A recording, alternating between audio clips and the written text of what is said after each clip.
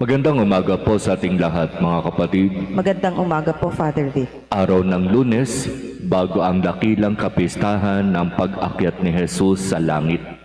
Ang ating ebanghelyo ay napakagandang pagnilayan at napakagandang balikan sapagkat ito ay nangyari sa gabi bago harapin ng ating Panginoon ang kanyang kamatayan. Sinasabi dito na siya ay parabang naghahabilin sa kanyang mga alagad. At naging totoo ang ating Panginoon sa kanyang paghahabilin sapagkat sinabi niya, darating ang panahon na ang sinumang pumatay sa inyo ay mag-aakalang naglilingkod sila sa Diyos. Malinaw na sinasabi ng ating Panginoon sa kanyang mga alagad kung ano ang mararanasan kong pagpapakasakit, paghihirap at kamatayan sa krus ay mararanasan din ninyo sapagkat sa pasimula pa'y kasama ko na kayo. Pero wala kayong dapat ikatakot sapagkat ako'y kasama ninyo hanggang sa wakas. Maaari nilang gawin sa inyo ang kung ano ang gusto nilang gawin at sa tingin nila'y tama ang kanilang ginagawa. Pero darating ang oras, kayo ay pagkakalooban ng Diyos ng biyaya at pagpapala. Mga kapatid, ang sinasabing ito ng ating Panginoon sa kanyang mga alagad ay katotohanan din na nararanasan ng mga nagsisikap na makasunod at makapaglingkod sa Kanya. Daranas kayo ng matinding pag-uusig, ng matinding pagtuligsa.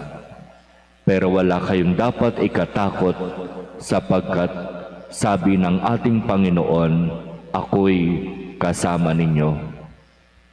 Dito sa ebanghelyong ito, sinasabi yung mga tao na pagmumulan ng parabang pag-uusig at pagtuligsa at maging ng pagpatay, aakalain nilang tama ang kanilang ginagawa.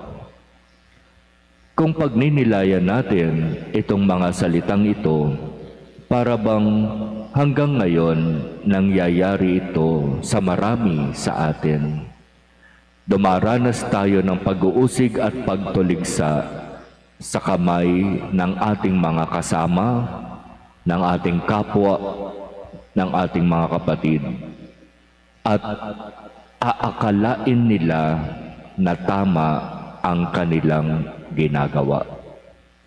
Sa mga ganitong pagkakataon, tandaan natin, hindi tayo dapat makipagtalo, hindi tayo dapat humarap sa kanila para makipag-away.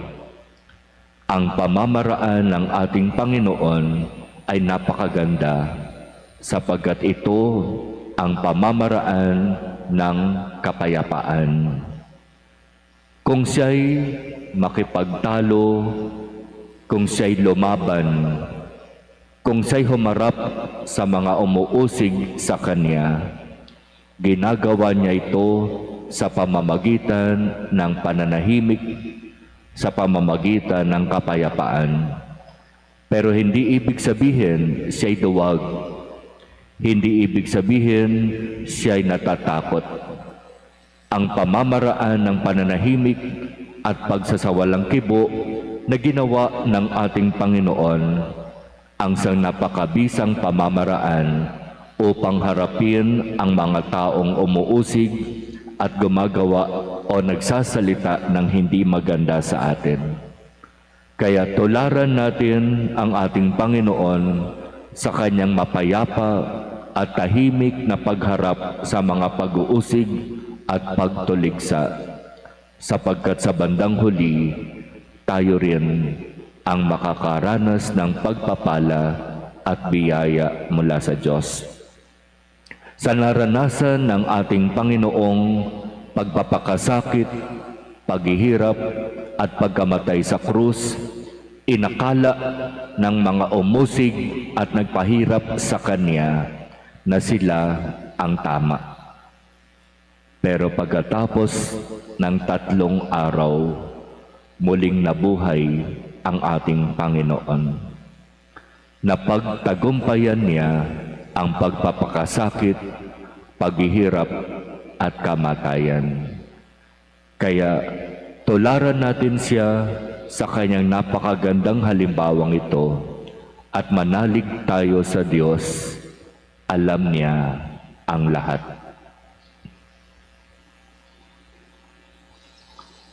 Amen.